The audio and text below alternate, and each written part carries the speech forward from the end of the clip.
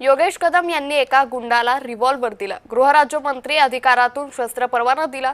भास्कर जाधव यांनी हे वक्तव्य केलंय। कदम कुटुंबीय बामलाव्या म्हणून प्रसिद्ध आहेत। भास्कर जाधवांच्या वक्तव्यावरून आता नव्या वादाची शक्यता आहे।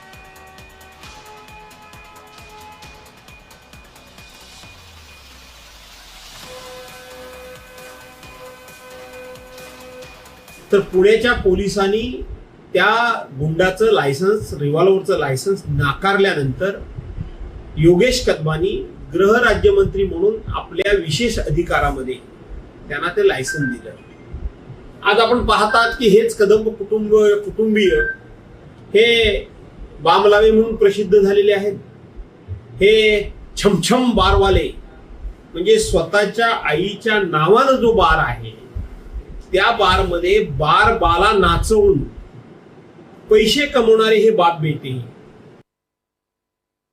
सरकारनं आता जागोजागी काउंटर लावले पाहिजेत आणि गुन्हेगारांना या ठिकाणी शस्त्र परवाना मिळण्यासाठी गृह राज्यमंत्र्यांची नियुक्ती केलेली आहे। खुशाल यावं आणि त्यासाठी माझ्याकडून प्रमाणपत्र घेऊन जावं अशी जाहिरात आणि काउंटर हे जागोजागी महाराष्ट्रात लावले पाहिजेत। म्हणजेच गुन्हेगारांना शस्त्र परवाना देताना कुठेही अडचण येणार नाही।